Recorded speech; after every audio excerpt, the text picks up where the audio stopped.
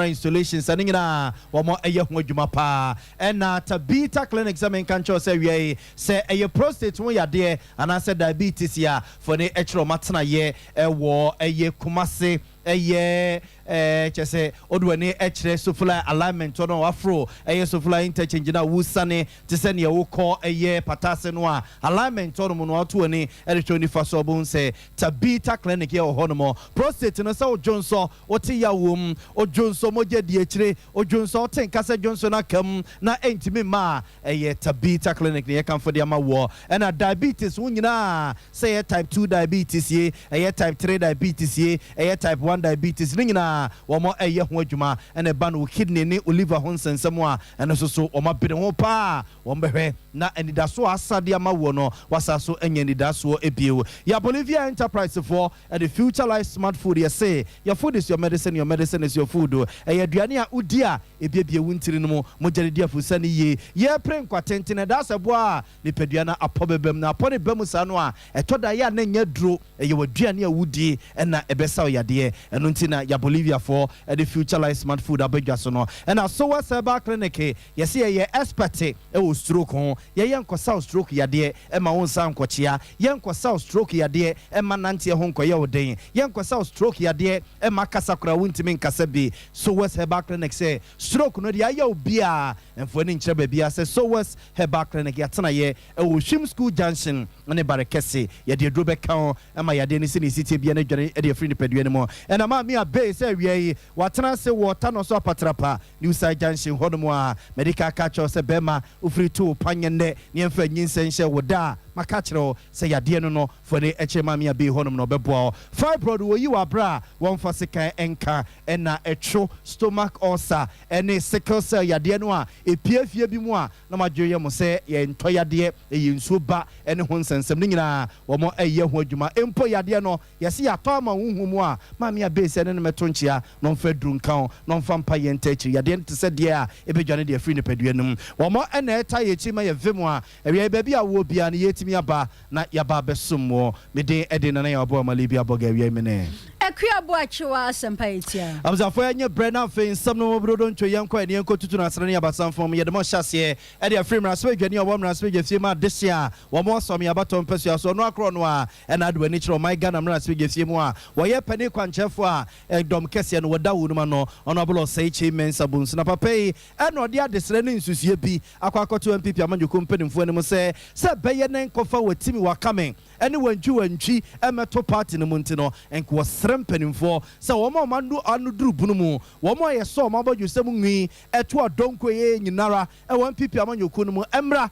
no mo metena se no mo nka dwene mpam ho na beye a Dr. Alhaji Mahmoud Bawumia ene yewura Alanko Dwochirematen enka pipi amanyoko ne nka omumom no mo mfo mo nko 2024 elections ne sense so be yo madwene so mo ekwa koto aba no mo akwakọ yi frankatufo papa di sansemi tu jowa bra okọ awura no bi te se mampani dada eye kofo ena so ekọ yewura kodwompianim omo nyina akọkọ mo na so ekọsere mo sa asem no aba no so manfo mo ho anyim na asem no manfo ma no antumu bi no mo tenetene no koye na bato a wa hwe ya na MPP amanyuku no wo mo ekọ akodi mo dokono kwa eno ena yewura na ekire se odo de na desere no wonim se awura no mo pi ewo MPP amanyuku no mu a wo mo ene ne ya adwene nemum eho na muntu no ena kwasi broni kan sa akwa something which is there na buzia yekotie owura chairman sabunsu ne nsusuye we ya wode eba ne munchire mu pa na afi yende ho nkomo awie. I thought that the two of them registered strongly on the radar. Dr. Bawumia, the Vice President, and Alan Shamatin, the then Minister for Trade and Industry. So I started some discussions. I went to Mr. Kojo Mpieni, who I know to be one of the major or key supporters of Alan. Look, we'll be heading towards 2024. This is my thinking. And then he suggested that, okay, yes, in that case, he suggested that we should have some research done. And he even said that we shouldn't even limit to just one. The two of us agreed that I should speak to the former president, which I did. He thought that we should follow the trend of election and let the delegates decide. So we are where we are now. I think it's still relevant, but how are you going to do it? Now that nominations have opened, people have filed.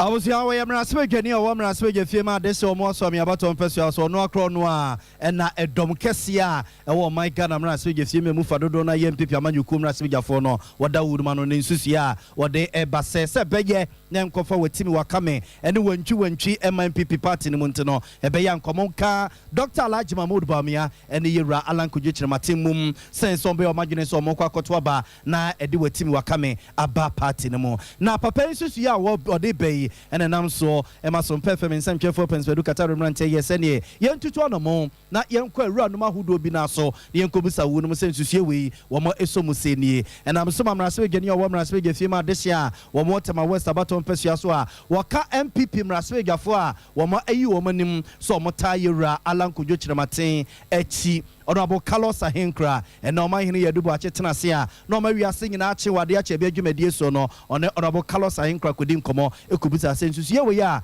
Honorable Seche Mensa Bunsudia Babetu table so no one of the Alan and Otanechi or no Carlos Ahenkra no so museni and watch us say a yensusia besine party ni nhyɛ dansi ni pi ensi ni ta enipa binom ene kekekeka na ne wo kasa wo de ye adwuma enhyɛ da enye ye biasa ya bi akosoache in fact for the parliament parliamentarians need to come can be very for higher kind rooms and here about who paying food Ghana ama omo abwaina any tissue free and I say party paying for the so nanka edwin bisa because the MPP edwin as artificial and the two akoda we da na agro nanka zanga form CCBD and amo na bisa say ebe ko yin and ebe chia and now say missing and initiative and they are simple papa but you need to be addressing CC one very president and one higher vice and you must be a dictator the fact that what the system in Ejinawa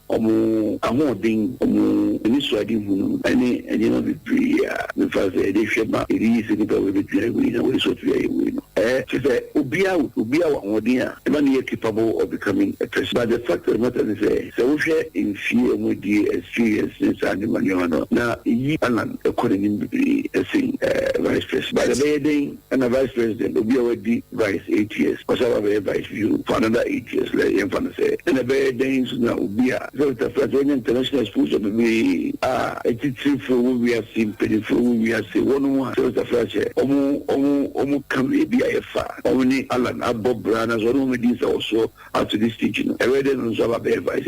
That is where we are now. So it me addresses the situation and can someone me really can achieve as a Musu candidate.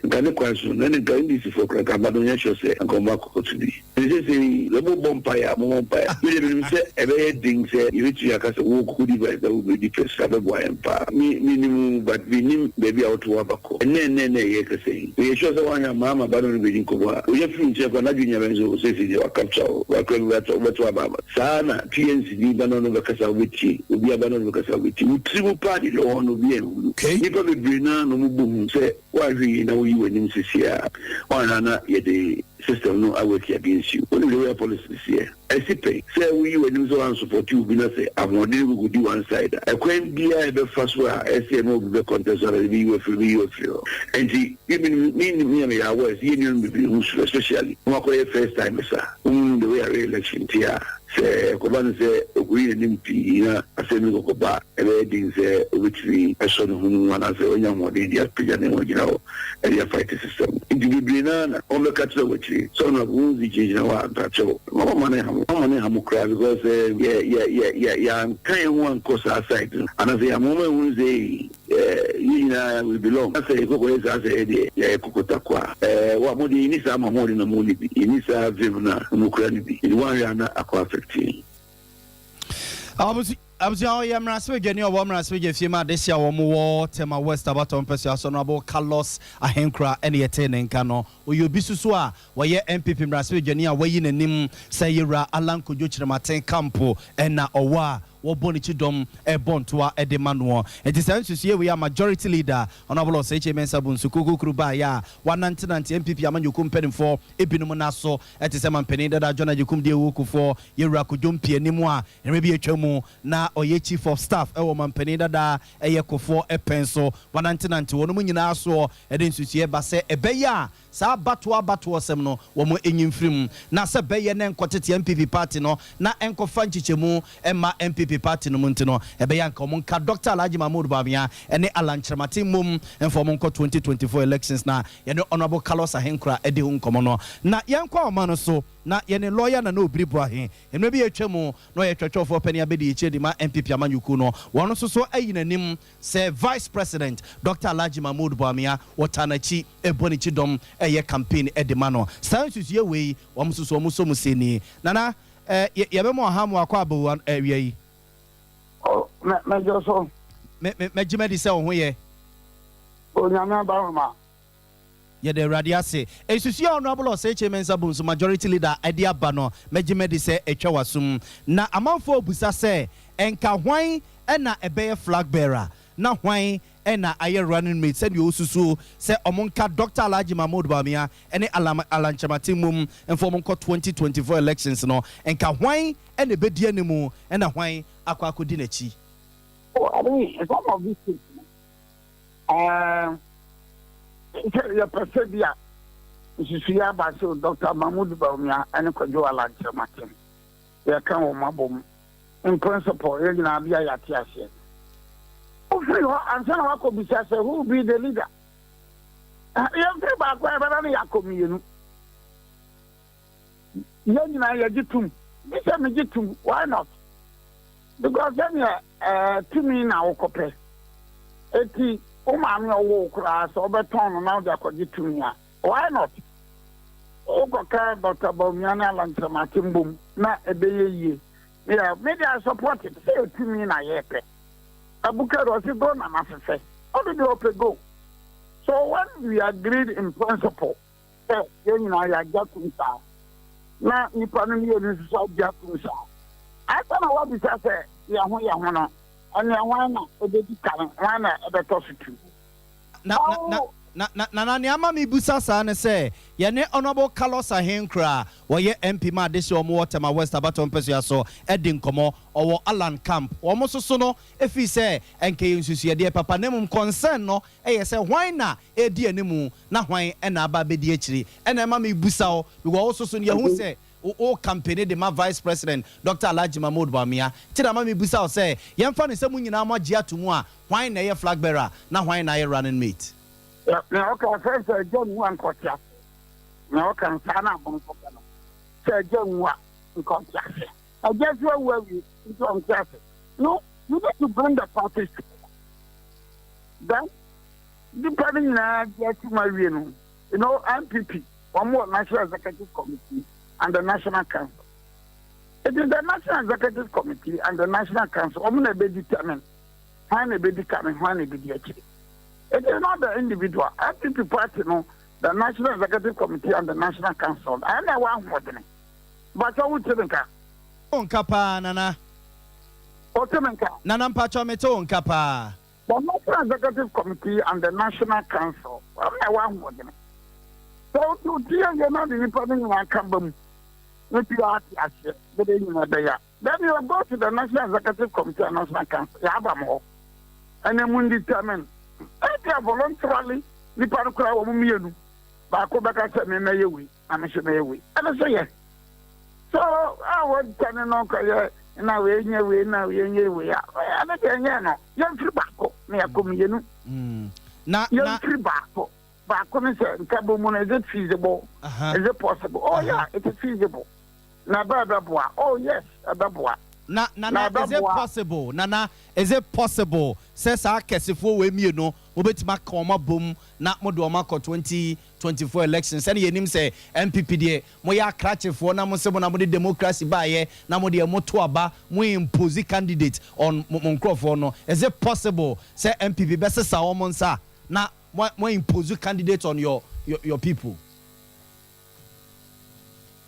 We are saying, one after the 1945.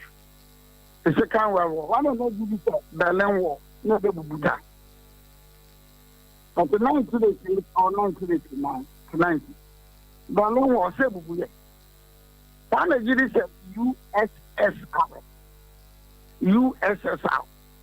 Maybe better to Albania, Croatia, Albania, Ukraine, Albania, one of them. Oh, because the German to me. What the other to me to you? All of the only practice of the me. Oh, so is it possible? I mean, look to me, it is not. When foreign Nigeria, Russia, and India on the former alliance, the BRICS, Brazil, Russia, India, and China, then South Africa, BRICS. Why are you doing this necessary? I know Iran wants to join the BRICS. Not in Anna. Around 2000, around 2020, 2015, 20. Don't be any from diet. Said 2010. I don't know big one. As an idea. So man, idea is you go back into history in 1996.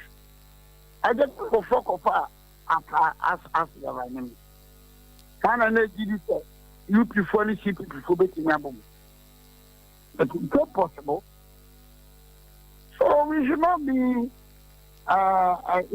yes all throughout. But it's a human institution. And then to be better. Martin, na ya da se enkomo we afa na ya hyase enti ye kwa enim no ye besa abo apinu bi awie de nyame nsira opa no adaje a wanya de amayen.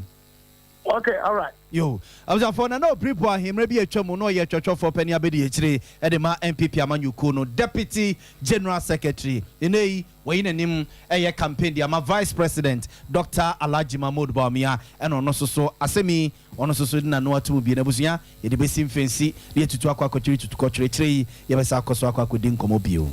Osajefo osiade yo agyeman bedu ayo hempon a wodoma na nanom atrankonya no de srade kase pa to obenim se wosrada animonimu ya National Health Insurance ato ya jeje no omo piapia sika ne so emfanko National Health Insurance futuo no mu wo kire mu se adehye bebre na ade omo ho ato health insurance no so nanso akoba ne se obekwa asupiti se wo kwagya yarehwe ne aka kire se sika ne mayo ntia na jeje pala ne bisa wose amu akra wey ayan sama osajefo osiade yo agyeman bedu a wotoso mienu ede to Dr. Okoboy enim President Kofo or the National Health Insurance ne buy I am rabi to ho be gigi sika kakra na sika no be gia so the two ayitua na fa nko ba bia na yekọ ya yare ne yekwa e be de obo ye ho bra ono na o kan sa ya na betua de ma na obepese ye nyina obeboy aman be men ka sa ba pension nko a na sa de wo Ghana fo betua beto National Health Insurance be tie de ato be so nko be ho enfri ne ba ne no te so dada no ho be gigi a ne ba kipu gi price foi Ghana fo be ye dede sa nzana be releases kana be de am e de be ma be kra ne bia sa na be ka na samre we ye kamfo na dwumaye na dwuma kasia o ye kamfo ade a ohwe mu mama sa ade na kane abamba ko no ho na be de bo na chim na de kra da akosoro kra chene abamba ko no de sika ne be nti ye besa abano so kan MC won kan ayi be nyina be kan ye Ghana fo men famfa so men kan samre ne say be besa aban se brano se sika no abetete edigu ho de National Health Insurance abensusu fa ben sanka be de besa baka kura no a onya kna ba ede se nde bosomi bi ne baba fa be ya ne be de ede be de konne na makochina mwa na ekoba se be gidodo bi a afimu nyina oduru ba bi kura be bi a 2022 atwami obakom no kura bi a bosomi be na nsia kura de ma e ba sa en koso nti ye ne de besre abana otis ba efra abana we echi obi a obeba da bia ye National Health Insurance levy ye strong ne Ghana for kasa ben fa ben san kan o be man na ho na onwo na adwuma no bentimi mfanyo se be ya yare a ye ko hospital na be de aide be de aboye ho bra Osajefo osiade yo agyeman bedu otosumionu kasa wie ya pe na Dr. Okoboy panyi kwantrafo ya ohwe National Health Insurance Authority so edetu dwase na yo mate maso mebomodin bia sapomodin mapa befa ne ntampa efra every month so me bia aban efa national health insurance so Emma hospitals e wo Ghana ha nyina about 150 million Ghana cedis every month. ISK yedi mawo say oma hwe Ghana for oma pomudi nta ma mo call hospital. Na osajifo despite ska we etia no e oma otimiti say obi call hospital okoduru ho no se bi eji sika efreni say sa suban no times na ma yenya no bibu mpe say o me insurance. Na me ba say mema osajifo assurance say ye adwumadi I sure say omo ye sa niye no omo de sa suban o mejai ama Ghana ni call hospital ahwe. Ampa sebi enye yare bia wo wiase na health insurance e cover. Now so 95% of yare bebre a brofo beka say common diseases say typhoid, malaria, oba e ko awo so be no operation, fibroid yare ye awode ni nyina insurance. Eti mi ba anopa say mesre na ade ba kwa ye hu ni say utu anamo na himfo tawechi anamo no ebesi eti ye ba say besre na osagifo aboaye na obia oye bunu ni ba owo reaching her any beyond omo de omo ho beji mo aisho so omo insurance me wo hospital me yejimo hospital utimi share obi accept onni bi na so onni card oyare doctor hwem yenim de osenye man onni card ni ntino kwanhwa na yagya no ama bibi ayem but o health insurance card na ebua ema yetimi hwa ti yebesre na osagifo ni na hima aboaye ama obi a owo reaching her no ometo omofu ama omo aye health insurance card. Nipa kasa ye aye Dr. Okobo penye kwankyerefo ya wo hwe National Health Insurance Authority so.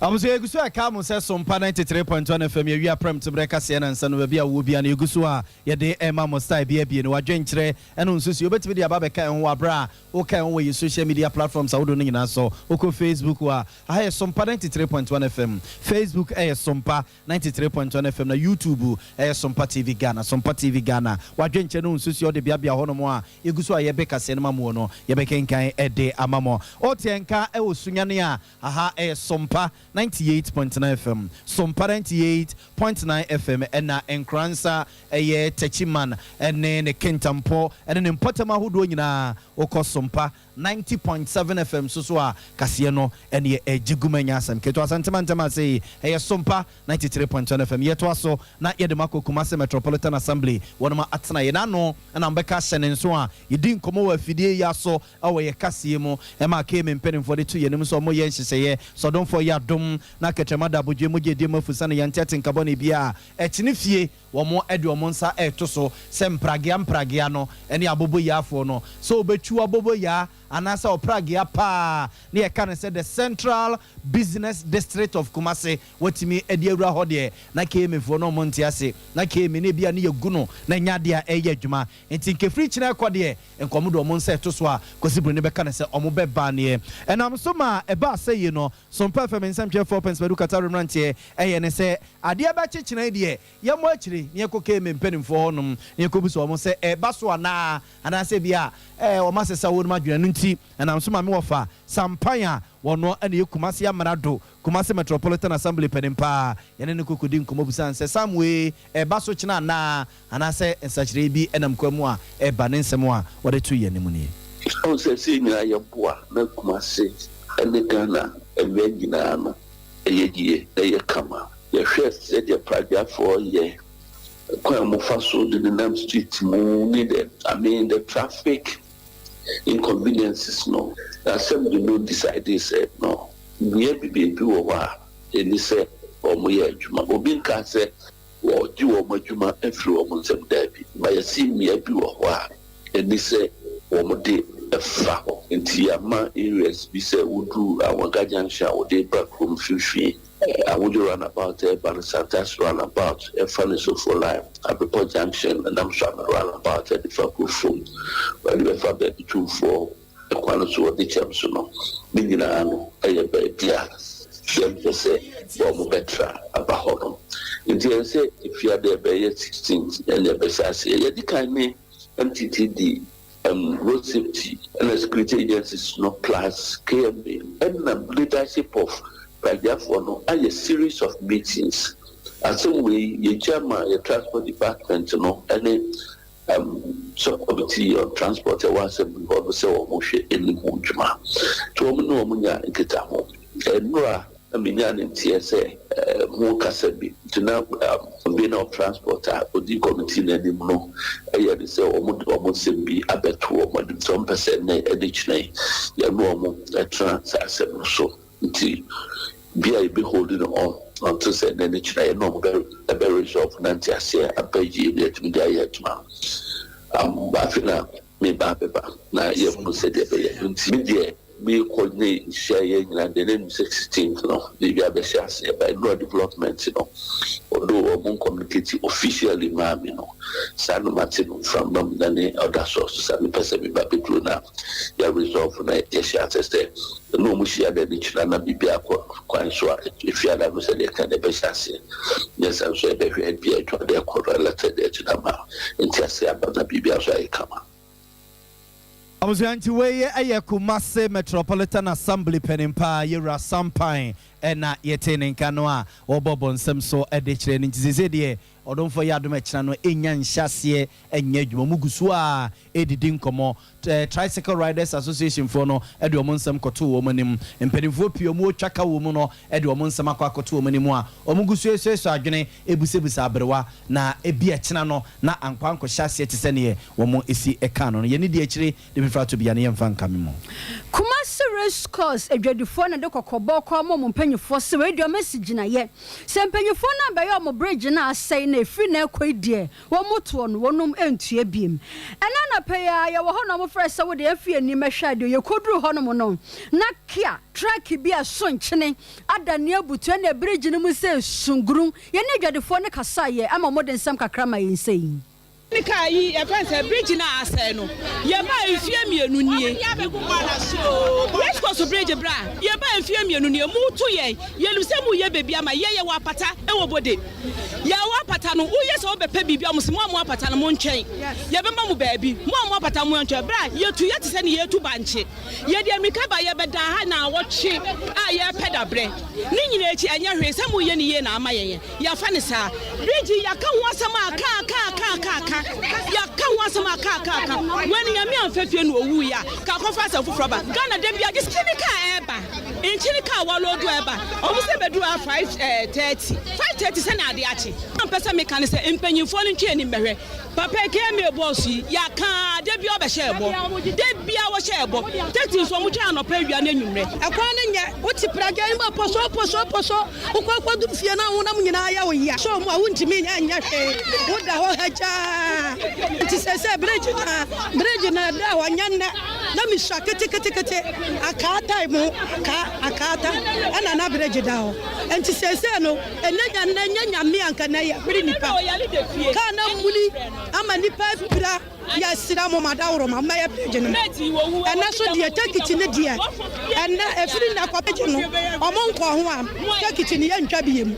What I just imagine from Race Course Junction to Ebepia, how many meters? Emu wabia, who said accident to see here Amaba as a road minister, which I say one else. Now you know on what the yes, I'm very I care about TV so road minister what race course kwana make race course ekwan empenifo ntwa mani be he kwan no he obi bia trio e na gu amina ni Bantama electoral area assemblyman ya wo honom yura kwabena boatin so be pie mu ho bo no so ene ye echensem kakra emwa bibia ne wegu kwan ma kire se saade we se ke me be me dia minim no because ye tu ho na mo enye ne me ba assembly 4 years ma na me na mu ade ye tu ho na mo floor 6 be time e sase yura sampan ba ye tu ho na mo KM committees just security nyina ya ba haba behwe ye the report to call ene yi ye ntu ho na mo ana KM ade anasa aban ade bia ese etu ho na mo na ba unu say yes o ya wo de ade ande ma contractor we ana say da ma we ye nte ho hwe intime no say o busa me say ana mo ntu obia no a KM etu say obe bridge we e hono de me ne nya adwen enti anya so amia nipa ngu ha ana enye swamia atorenche ma asi wa haya ka kase aba be wura amna we mu sabi sanka nipa bi na mo a kasa nipa yina kaka ne bekum wo bia ko sabi adwadi forma wo bia ko gi loan ade ye adwuma na hwese enoma tima nwini adwiragu eya amna kase aka akwa ko hyem Yebisabisa Musa bane sena kaya sonchine etimi kwahya mene mu atisei ama obi dom yen edi muaye no ema yen ene ede ba onro mo frɛ me on dem che no sɛ ahomache me faka na yere mfambla oh sɛ me faka na mfambla no na me nso me security wa ezi ho no na me yere nti ahomache me ka choro so mo pack police station animu ho oh no mo pack nto mo pack ye no ana me yere ahomache na me frɛ mo so mo yere o mo mbla na me faka na yere mfambla ana me yere na me de ka na yere ede ba oh ba na me ka chense won kwa aside kakra na no ansi na ka na yere edane aya gwata na yi ni nipa ye nipa 3 afi na ye ko ni me nya hu no ba wono no wo ba ka me nko na me nya nko mo ba ho aba ba Mercedes me nya nko afi na me to tanke na kampato wa me ye adwuma wan chene fo no chama no ho na me nso de na se o mo ye bridge ni yi because anya me na do boya nka we nka mfa papa mfamba ye nso ye mpe bone ya se obi an ba me phone na afra to ba me hu bebi a phone Abusuade akoso ewo Kumasi race course na na paya ne adane mu nkyeremu di amamo no Yadamo call chieftaincy minister Yera Stephen Asamoah Boateng adodo na Sarma Nesa Sabina tena ye na watutu ana mu bi ne nyina eye boko nsensem a akwakoye manson we simi na medehene we si ye na adehibusua na duru ye nso a ewosa akonya ne eba ye fie enam so ma boko nsem de ye kase ye ka eka de enka krono eya kwa akodane amamfom anopai ena entity abeto Sompa FM nsentwefa prono so chese chieftaincy minister foforo waba Yera Stephen Asamoah Boateng dodo na Sarma Nesa Asabi ifri anura de besine ena wotutu anamo a akọ Yera opem so say tutu otoso mienu danso tipe so da yepa santehine na so ede akwakodan no ema Yera so asomu asase ekra tutu wana monde da adehibusua hodo a ewo boko abonten so wasase ene omu siesia edidi nkomo ahye abusua kra akonya ne sefata wonum se beye na asomdwe ebeba eno na Yera Stephen Asamoah Boateng ene omahene yedubu ache edi nkomo no ye ne so obesre se asem na da ho no musa no se wo so ye DC wona so ye MP wona so ye politics ye won besre se politicians no empom ba bi ntina na ahemfo no abam no Yera santehina a wabamu no wonsum na asem no wonsiesie na asomdwe mra sene oso dagbon asemu a asomdwe abadagbon a ene wo enyo hene popropo ho no no wo mani da so nyina ene asantehina nto besre se politicians no mpom ba bi ntina na asomdwe emra dagbon boko se me ba ye so ani se bo so ni no pedi em se na o chino na mtutu hu me ka ko boko me ko na regu me ko hu wo he kese na yiri na msa ko boko kushia o he kese ba ko ono he boko abugrago ajoka nti di nko bono de di kan me de na se ma o mu no se na de bia me ka because entokwa no ne amu sensem no akoso ache nti de bi o ko bo mposo guti wo bia ati obi a o mu hu so bi ka se me ma o na se bi ntimi enye no yi menko amenye ma no yi me ye ho adwuma kakra na me de ma mpenfo o mantani enim e akọ cabinet ma yi na ye di nkomo di na ko sise ye na ne ade no ya hensem politicians ya na yanti aje hu bia o ye be di bet ye ntase hu bia ebi o ye mi se me de senti mi no hensem bet unya be politician wo ya na obi show enimi onim so ade na wo ye no se ye wo di akoma pa na yi se de nju ka se me kwa o fresh bet bia o ko na akose ana won femi o ba na eduma iti ye no ya de yi hu afiri MDP ni bia wo ye DC and MC and regional minister them so e ba hon ko di jama na nanom omo traditional councils omo regional councils omo regional house of chiefs omo national house of chiefs ni na no yo judicial committee se wo ana nanom me sa so me apẹ akachefo a wo mo etimrase no mo ye sa djuma no eti no omo an nkwaya omo custom kwaya fa sisi wo hini kwaya fa sisi wo hini you see, it's Yama, near Momo Candy, said the Obama meeting, a candy or the bar, a car or the transport, they do a better. I know they are buying you, it's a banner, you don't have what Obama or not the tax. Yes, you can't have to do the whole. So, also, and I hear no be a horse open a candy at the ball. Correct. And one able to hear. It's not your Ganda and Wonga, but teaching Yaman and Omobuchina. Eno na me ba ya me se bu kana se na mo ka ma se na me nkopɛ na ka de mra Abuzayira Stephen Asamoah Boateng adodo no ansamrane se asabi a chieftaincy minister na wacheche nsemu de akire ye no yenko ahoma ne so ne enkodi nkomo bi yensa kana na ya akiri twie wono na osi ya namu ewo mmrahye bedwafie na otime ka me mo ha mo akwa ba o meju so mini aba nana yatinka se MP so mo mmrahye bedwafie na sigina ye bi na ye gina ye be yan mini ama minda wasini akwanya wodi ama me awie na mema atiefo nyina kwa abamra o my Ghana mrahye bedwafie na sanye ye nyina nim se enne jumbu so meni de tosu edunum eyeda wiase afana nyina ye si ho ni edi bodawro afa ye maame ne ye papa ne mu a enne wo muduro mo mpani fie so a enka mo bedu o mahomye ne akrokro wo mo no nanso edu babia ni ebom so mo ye bainfo ni edo mo fa ayaka mu empani di kyerese sesei no saade no ebra base de disi ho ni ye twaso esanse ebe de be nwanwa se efie wo ho na se pani nimu a sa afie ni ya na nse de nimu ye esanse na kra obi se asemusi a wasimi kobisa abrewa no ne hwan ono anu wo maame a wawo wo papa a wawo nanso oni no odu ni pani fie so a ni atete ya ho gu omo so ane wo ye bainfo ane wo ye sei ane fa hin kosi hin no na menua ene ebram na hyebedwani di market to south ononyamfo difa gomashi ogina simpie so e wo mra hyebedwam no ane wo kire se sampani a wo duro mo pani fie so ya ye bom baye no ebra so se parliament be kom ho bom na saade no ya hyehye mra ye di betwam enkanka riches camp ye ene woka gambaga ene wo mo sam ho se tuka ye do magu ho adan ya wo mo ye bainfo wo mo na ye mo maame wo mo na ye mo papa no wo mo na ye mo ba no mo mo nya yie no wo mo de kire se esese ne parliament hyemra bi animu animu ya na sa riches camp ahodo e wo my Ghana mu no ye bubu ni nyina etugu na minia ebra wo ye ni statement no na ononyamfo Samuel Okudjato abrakwa ono so e kire se ebra so se asofo na trufo difo bi enei wo mabo my Ghana mu TV station so radio so ene ya asori anopa wi anwumre edoda tuduoda tes wo munna na ne kom shahodo wo maame ya baifo wonne na ama wanye ye ana wo maame ayi wa wo dia kohye ensu ase no wo se saade no atwam sense ni biaba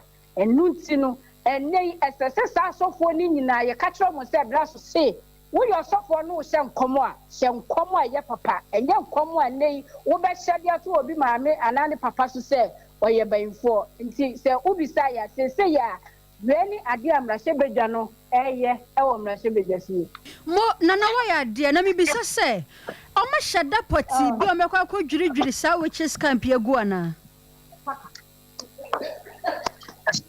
nana otimenka nana ya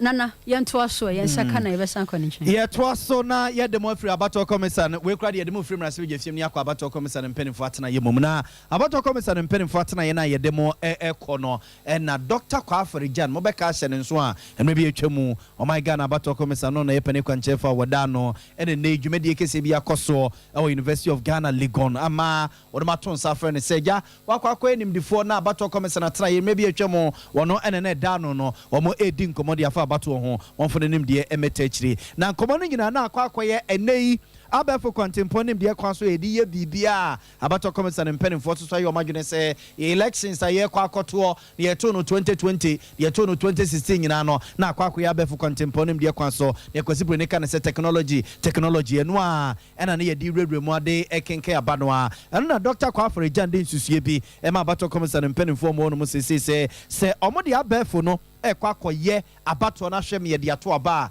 eya na mpempi no womo enhwese sa befo no a womo ede ma ama ye de edidwuma wa abato komisan atenaye ama ye de ato aba no ya so ahwe ehun se eye adwuma chimato bia eni ho se kobasa bi ohaw bi eba ho a na emagidie ewo sa befo nim de kwan no so a ye pese ye fa na akwakoyihim Dr. Kwafari Jan ne futu a wode ema ye ne pa eni the most compelling need for technology in the pre-election phase is to be able to accurately capture the unique physical features along with the demographic data of persons being registered to vote. Various forms of technology are used, but I think this is the key technology that we need in the pre-election. This information helps to prevent multiple registration, multiple voting, and impersonation, thereby mitigating the incidence of voter fraud. Election day. On election day, ideally, technologies will make it possible to achieve three purposes.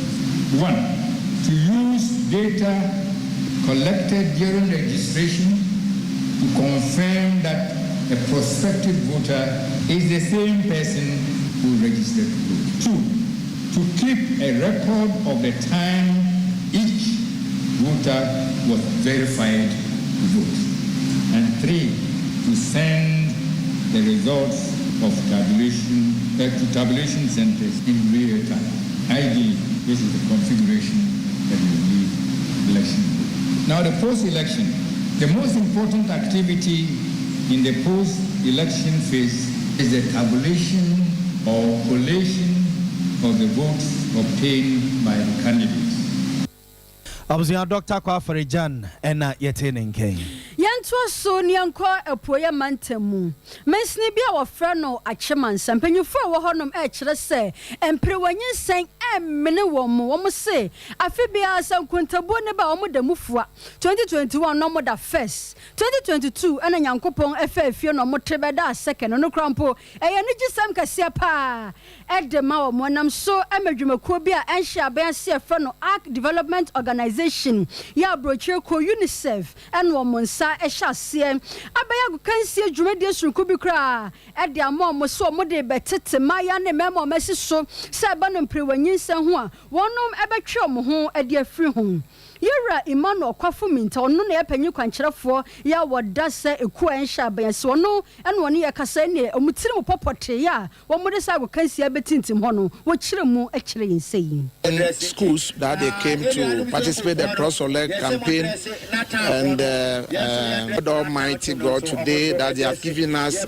a nice day for us to carry out these particular activities. We invited about 8 schools and the community boys, and looking at the participatory today is very interesting. Or we want a change in Achimansa district, because looking at the situation, we have to do something about it as a stakeholder.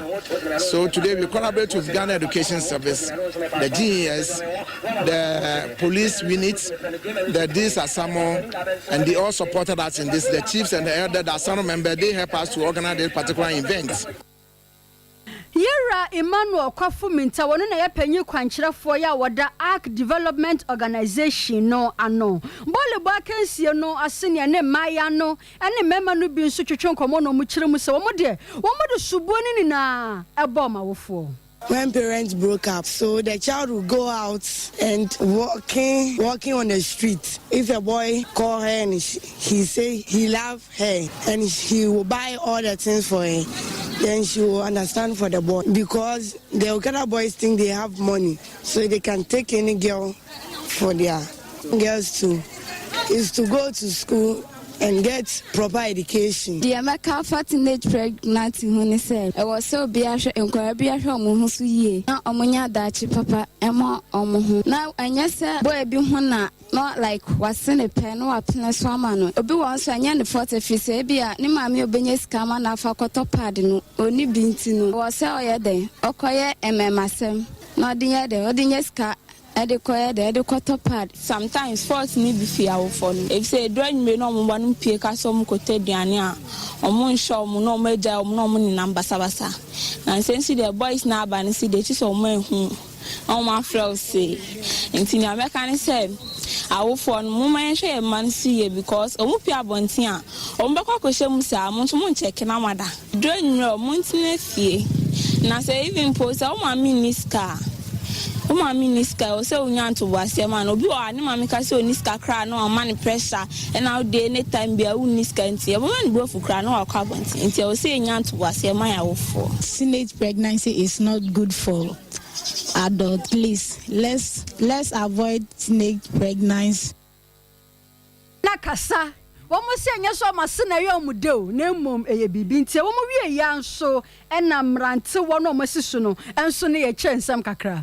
First, like we are bema bia na say like me fa na te ho ba ko betima ko park so ana betima ko pitch so dey akweti ni se na be dey obi ya bema we na dey enso ate na first me ka say e ma no so no e bi tu ye sintidua itan o montade hyemu ne se na mo nante fa te me ma no so ye hu a na se be ye dey yesu ni pa ne dey yesu ye dey inya feelings so mu se ana na ma we nyina ye dey employee se ni dey aba dodo bo ha kula to of 13 years kula no nyem minka no achire kloma so ba benya bebere enye fe omusa pa mi say omusa mi date ba ma ja dating isi me planning me bo na isi me di ma fan say me mami ene me yere ne me papa then one no ma fanti de metimi aka ne say yenwanu de ese ehwe omusu ye na sa emanu almost abanu yenso ese yenso de minwanu omusu nya botere len kwala na abanu ono ebia o mani indomisika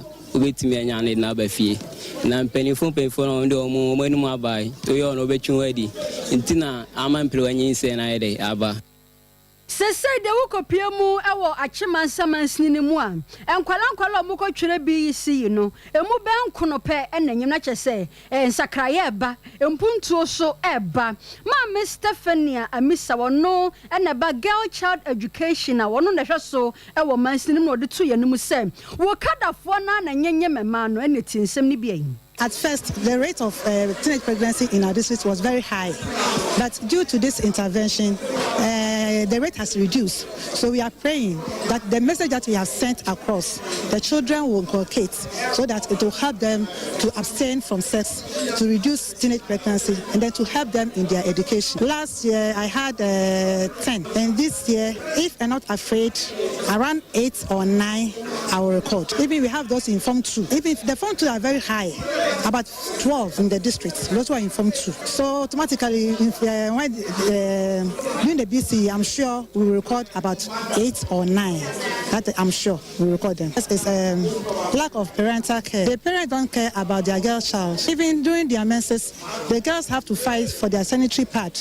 Because of that, they go out for men, and then for the men to buy them the sanitary pad. Again, we have problem with the Okada boys. They are making our girls pregnant. A boy impregnated 3 girls in the same school, an Okada boy. So it has become a problem for us. So we are thinking that there should be a bylaw that will help the girls, because if you don't take care, by the time of by next 2 years, most of our girls will become dropout.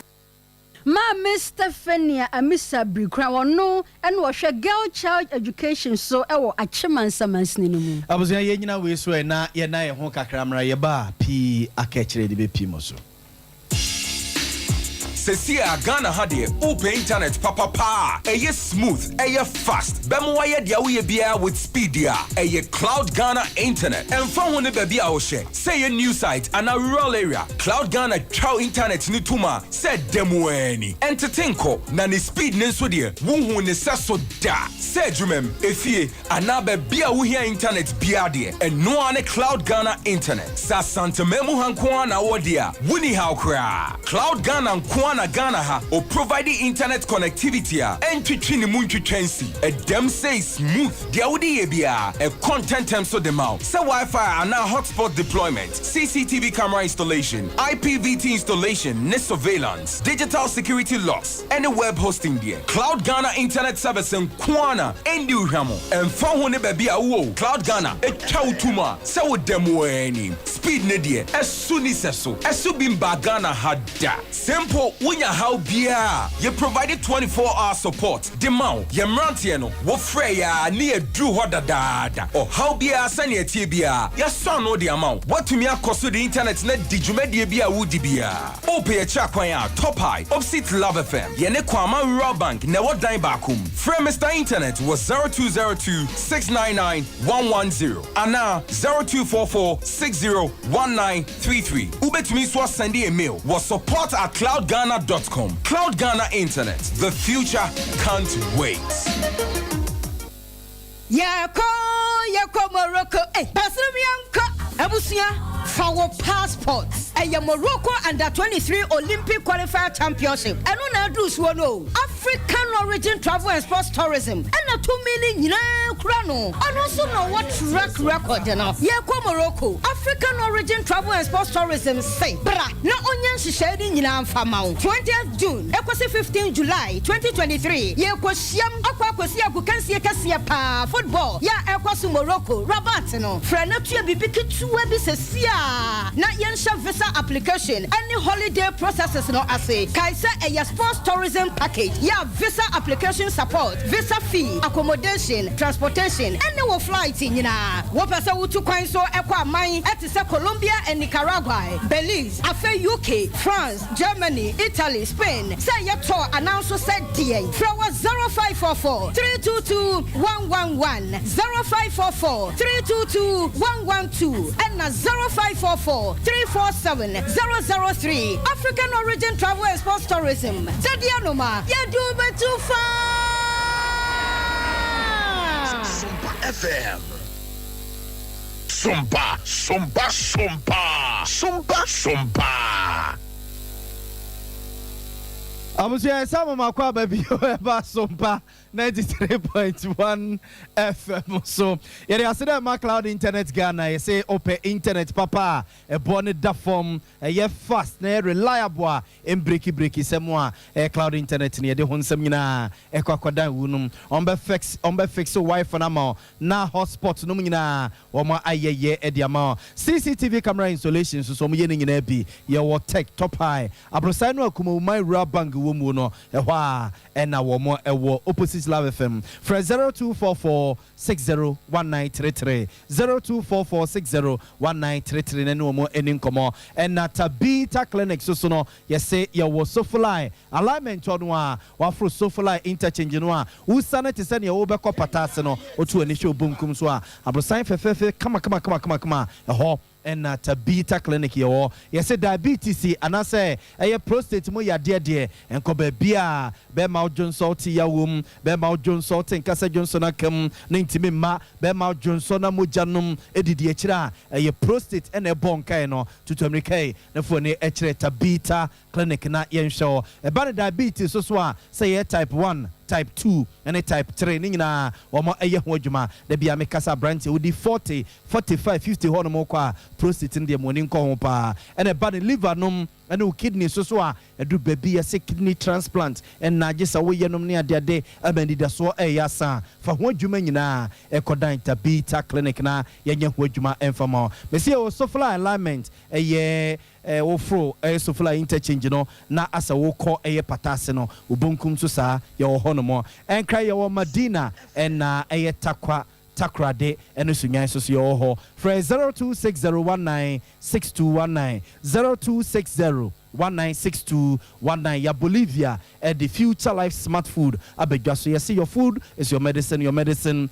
is your food ye pren kwatinti de that's a boss de ya di peduana apobebem apono so basa no a enye sa brɛ na wo hia nuru ye waduane na ebeboa wo your Future Life Zero your high protein your Motabella your Pronutrum and your Future Life oats no nyina wo no a eboa wo ebiabie ntini no mo gya ne bɛkɔ adiaba nti da bia wo kotodwe da bia wo sisi da bia sasabro no ne nyina asie betu obia timi susu dibi nkwada empani emerwa obia dibia eyeye Future Life aduane ne ye kan one subject kire wo no for 0246 010150 0246 010150 Wamo esoso wo Sofla alignment on wa yem papa Bolaji multi home stores opposite wa ena wamo ewo Sowes Herbal Clinic yese no ye expert ewo stroke ho ye ne yenkosa stroke yade ma wo nkotia